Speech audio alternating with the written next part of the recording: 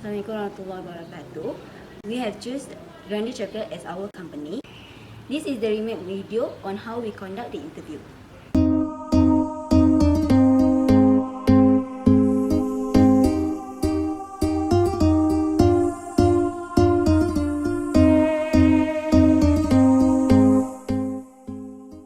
Okay, so actually we have assignment about costing system. So can you briefly explain about your company background? So basically, this business is owned by me. I'm Media binti Omar and my husband. And we started this business around 10 years ago on 2007. And we start this business is in a very small scale. And we only use the tools that are available at home, and we did not manage to sell our chocolate broadly until the business is well known until now. So that is basically a brief about our company. So how do you acquire capital to start your business?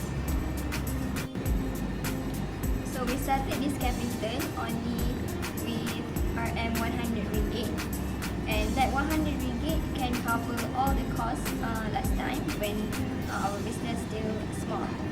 But after years of knowing that this business is acknowledged by a lot of people, we still did not manage to take any bank loan because me and my husband are not a risk taker, because in business, as you know, we always have up and downs, and when we failed in the business, we still need to pay the loan. Because of that, we do not want to take any loan, but instead we use our profit from the past years and our own savings to be our capital and to cover all the costs needed. So do you have other resources to expand your company? Of course, we have other resources and source of fund, and our business actually is registered under government bodies, and government bodies such as KK and Pharma, and they actually provide financial assistance and other assistance, for example, courses and workshops for the entrepreneurs and traders. And when they held any expos, they acknowledge us about that, and they give the opportunities for us, the traders and entrepreneurs, to take part in the expo. Apart from that, government bodies also help us in giving government grants. But in order to us to get the government grant, we need to meet some requirements, and in this case, for our business, we managed to meet the requirement to receive the government grant. And the government grant that we received is in terms of renovations and machineries. Other than chocolate, do you have any another product that you sell? So other than chocolate that people already know, we also sell cakes and biscuits. But our chocolate has various types, which are handmade chocolates and machine-made chocolates.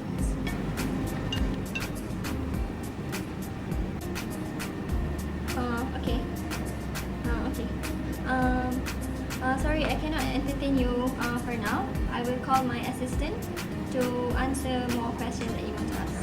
Okay. So can I know a bit about how you cost your product? So basically, I'm going to explain about the direct material use, direct labor, and also the overhead use. So for a day, so this is like basically our costing system.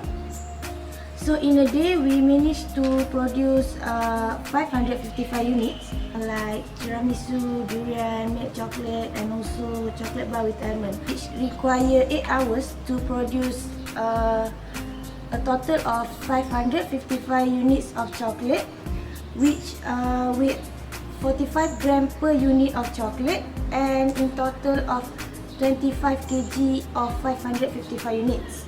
So we're selling for each of the unit for a price of RM3.50 per unit. So these are the direct material use, which is block chocolate, almond, and packaging cost is also included in the direct material cost. So the block chocolate we use 20 kg, which costs 12 ringgit per unit, and also almond 5 kg, which costs 35 ringgit per unit, and also the packaging cost is 30 cents for every packaging cost. So basically we incur 581 ringgit 50 cents for the total of direct material to produce 555 units.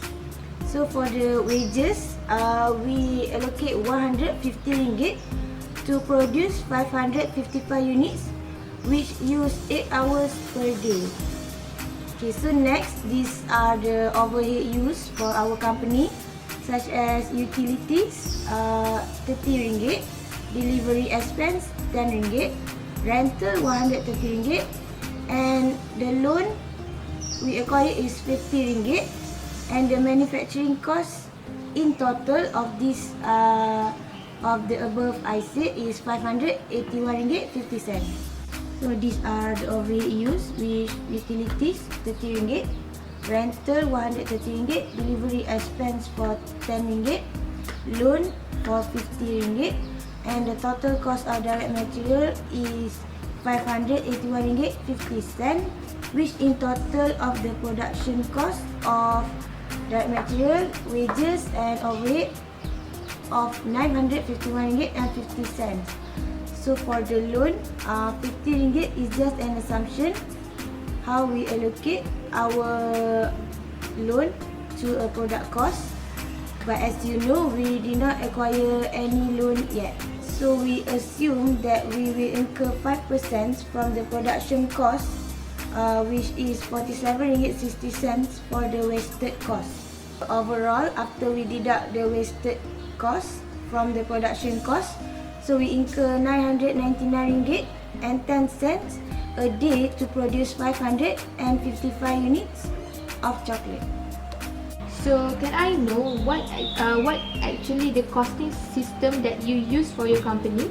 Okay, for the costing system, as my partner stated before, our company have produced a lot of type of chocolate and also other products such as cake. So we decided to implement job costing method because all of these product or these different kind of product are require different types of process. Job costing is the most suitable method to allocate the cost and assign them to a specific job or product. Okay, for example, we allocate block chocolate, almond, and packaging as our direct material. Then the wages we allocate as a labor, and lastly utilities, rental expense, delivery expense, and also a loan we allocate as our overhead cost. My partner also already stated that all the cost that she stated before is allocated for each day. Okay, job costing is generally spaces that include direct labor, direct material, and also overhead. Okay, for the cost driver, our company decided that we are using labor cost as our cost driver. Okay, most of our costs are already identified with the specific product that I have mentioned before. So we are use push method approach because we will fill our product in our warehouse first, such as chocolate and cake, before we deliver to our targeted customer. Push method approach is important to know that the quantity of our product ordered by a particular customer. Okay, to sum up, job costing is defined as a method to collect the data of manufacturing cost rather than process costing.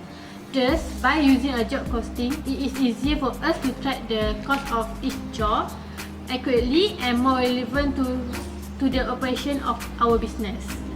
From all my information before, our company are very confident that job costing is the most efficient method to make sure the smooth operation in our company.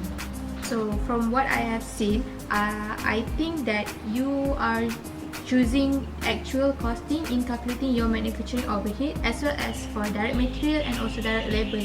So it is actually good for you to use actual costing as you do not have to do any adjustment at the end of year compared if you use the normal costing, which you use actual costing for direct material and direct labor, but apply overhead for your manufacturing overhead. So as you explained about your manufacturing overhead, I could see that you do not separate your utilities expense, also the rental expense between, you do not separate it between the production and also the selling and admin. So as your shop contains 3 story, which consists of production and also the selling and admin, you actually tend to over cost your product, as you include the cost that do not directly attribute to your product. So as you said that if you make loan, you will include your portion of loan in the production cost.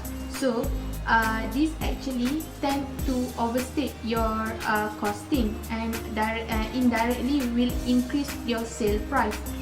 So it actually disadvantage for you to offer a higher sale price, because as a small company, you should offer some reasonable price for your product, so that the customer will attract to buy your product. So based on your costing system, actually we have some suggestion to share to your company.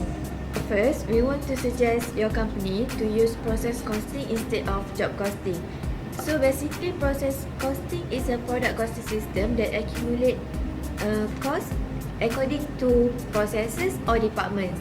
So this costing system usually used by industries that are produce one or few homogeneous product through continuous mass production. So I think this method very suitable for your company instead of job costing. Okay, next, from what my friend said, you should separate manufacturing and selling and administrative expense. So for example, for your rental and utilities expense, you should separate into product cost and period cost. You only have to include product cost that contribute directly in making the product to calculate your product cost. And lastly, about your loan, you stated before that you don't have any loan, but you assume to put the loan in calculate the product cost. However, you should not include your loan in calculating the product cost, because it should be treated as operating expense that don't contribute directly in producing the product. Therefore, we suggest you to not include the loan in the calculation. That's the end of our video.